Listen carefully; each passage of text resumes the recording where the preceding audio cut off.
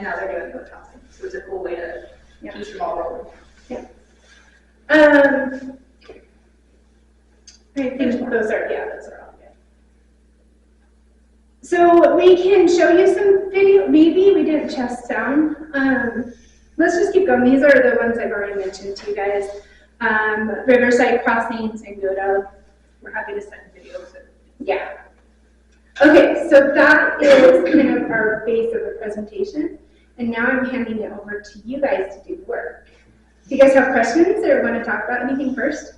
I thought I might bring up a couple just comments, Brian Albert's Economic Developments.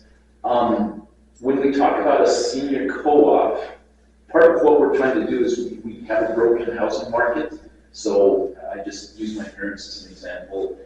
You come to Townsend, you build a house, you have 3 or 4 bedrooms, then your spouse dies, all the kids leave, and you've got one individual sitting in a 3 or 4 bedroom home on 3 lots, but there's no transition, so we're not getting churn to open that house back up for younger people within the community. So the idea of, again, did not move my mother out until she went to the nursing home, skilled care. We don't have that kind of 55 and older community. So what do people do here? They go down to Yuma, they go down to St. George and start doing the snowbird component. Now we have homes still held here, held down there. By creating some of these other niche markets, you're opening up more of the housing so it turns over more often, which creates more opportunity for a broader group of people. So you have to, I mean, the whole idea about housing is 4 L's: land, lumber, loans, and labor. You've got to start to disrupt that as well as supply to make any real noticeable difference. So part of the reason why we're here is we're going to be niching out on very specific things. It doesn't solve the whole problem, but if it can start to make movements, the hope is that then generates some new niche markets, because we want younger people to have some access to something. And we want some of those elderly people who would rather not have a yard of a quarter of an acre that they're trying to maintain and aren't doing a very good job of. And you can do a senior housing, so like Riverside Crossing did exactly that in Ravalli County. That's what they were trying to solve. You can do that, or you could even create a multi-generational co-op too. And there is definitely benefits about having generations live within it.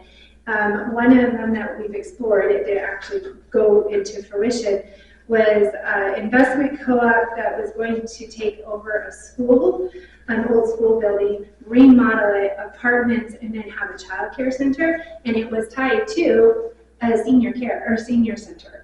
And so they were trying to tie it all together. I love the concept.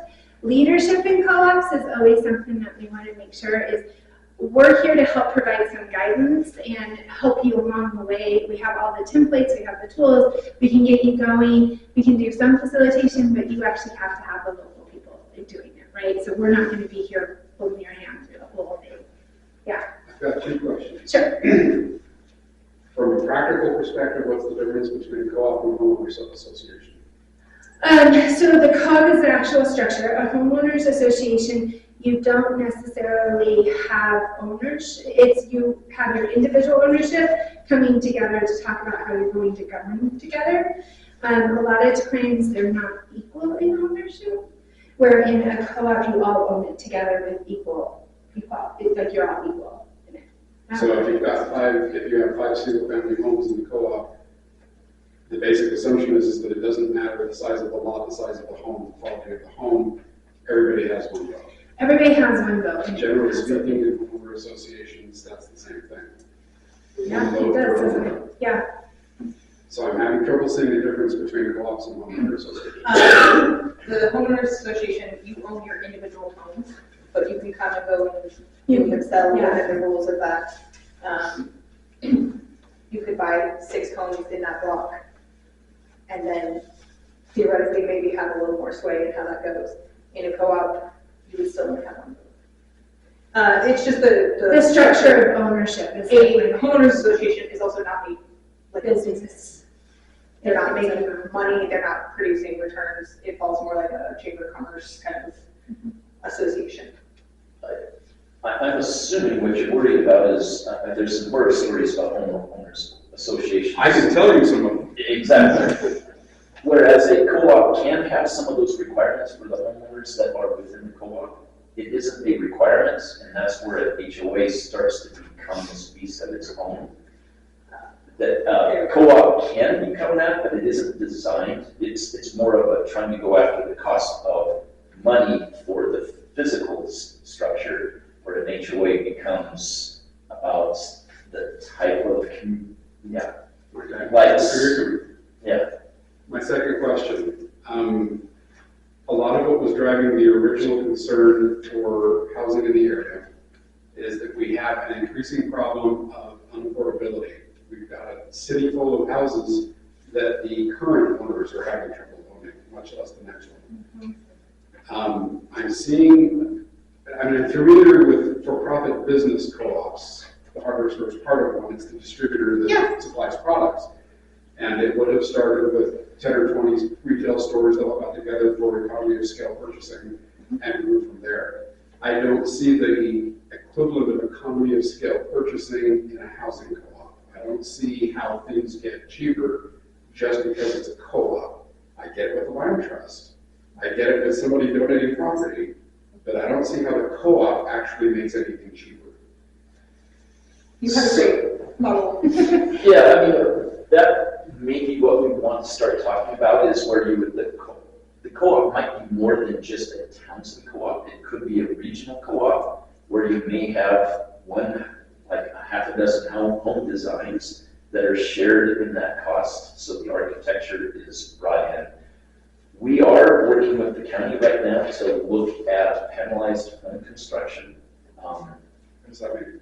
So I'll get into that with you. I'll get into the details because it is the details here. So the panels, the wall panels, the floor panels, and the roof all come in.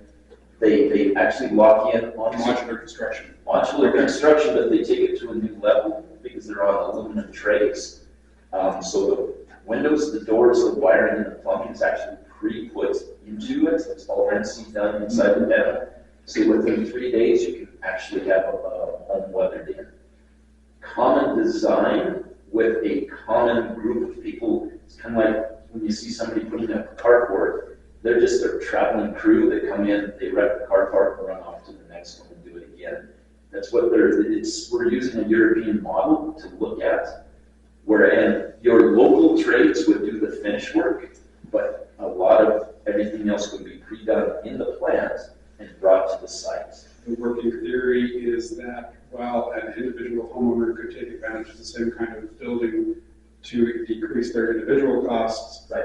theoretically you have an economy of scale if you've got 50 homes that get built that way all at the same time. Right, so you may have 3 in Roundup, 5 here, 2, I mean, So what I'm seeing is that cooperatives could make quite a bit of sense from an initial design of a community standpoint. That may not make a lot of sense if you're looking at buying up a dozen individual homes that have existed for the last 100 years. right. It could Because when you replace them, be. it actually doesn't seem to benefit you much. Exactly. Okay, I get it. And I think when you're looking at like buying that, so what Harlowton is exploring, well, they're doing, they're incorporated, and they're raising their first stack of capital right now. They created an investment co-op to purchase a building, refurbish and put it back on the market. So they're acting as the co-op's acting as the vehicle to try to keep local control in there. And we're seeing that kind of come into play more often is to have the investment co-op have the opportunity to purchase before outside influences can purchase, The especially. business model makes sense. Yeah. I The understand. housing model Yep. makes some sense, but it doesn't always make sense. That's it. And Not I'm not going to argue with sense. you on that. It's case by case, It's right? forcing a lot of Yep. movement in the investment. Investment. Yeah. Because if the community comes together in an investment co-op as the flipper and can buy the homes ahead of time before they get bought out by somebody who's gonna flip them and add 30% on the top, now you can charge a minimal Yeah, percentage you of get the a top 5% return instead that of keeps 35%. your co-op profitable and growing and moving, but doesn't just keep scaling that cost. Yeah, I will say there is potentially a loophole right now, and you kind of touched it earlier when you were talking about exempt wells. Exempt wells, right now, you can have homes for lease or rent. I'm thinking right now, typically you could create a housing co-op in the county with one lot of land, one well, and have 5 homes on it. So you don't own the home, but I own one of the 5 shares in that home because it's for lease or rent. There may be a loophole, which now you have a shared cost of the well, shared cost of the land. Under the rules, that's potentially true unless the league succeeds. Exactly, Okay, exactly. yeah, I see that point too. So tell Kelly to be careful with where she's going. Unfortunately, having seen a number of presentations, I kind of back you.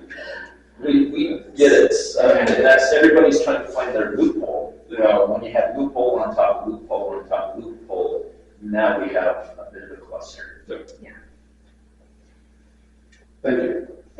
The other thing I would say on the housing co-op is the way that I've seen Minnesota, like I said, we only have 3 in the state of Montana. These are new models for us, right? In Minnesota, though, you actually see it as a pathway to ownership. So what some of they have done, some of them are a little bit older, or they have created some newer ones, but it's like they've come together, people that have equity to kind of enhance that. So they buy one unit, or they buy one piece of property and then they all build on it. So they share that cost of the property, or they build by an apartment building and they share in the cost of renovation and they get better deals like that. What we've seen though is that some of the co-ops were having problems getting new members in as people have left because they couldn't afford to, even because prices, right? So they actually created rental models where people could come in, rent from them, and then in, I think it's a 10-year span, they took so much of their rent and put it aside, and they either went towards their share to buy into the co-op and stay in the unit that they were renting, or they got that sum of money to go and put it down somewhere else. So there's the uniqueness around it too that allows us to be a little creative to fit what is that community's need as well. I think that's the other thing that we're thinking is not everybody has enough capital to go out and build a fourplex. Is this a way that we can put a legal structure around a group of people to come together and pool that equity they have to create the fourplex? Because right now we're kind of waiting for the private sector to do that. And we waited a long time. We have almost no apartments, no fourplexes coming in. Or when we do have something come in, it's somebody from out of town who has really no care to manage what that meant. I mean, it's what will the market bear? So that could be another opportunity. That brings up a question. You've talked a lot about the members participating in the co-op directly. In an ideal world, the co-op is only owned by participants directly in the co-op.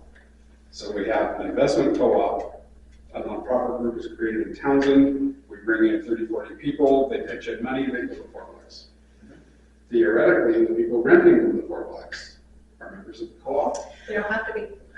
That would be a structure question on whoever's designing whether or not, so that's where hybrid models come into play. So we can do, this is how Lindsay came with this. She did a 5-tiered membership structure. I do not recommend 5 different All the kinds of words that she's co-ops, right? having by fault. Yeah, but it allows us to be flexible with these hybrid models or these multi-member models, where you could have the renters could be a member of the co-op.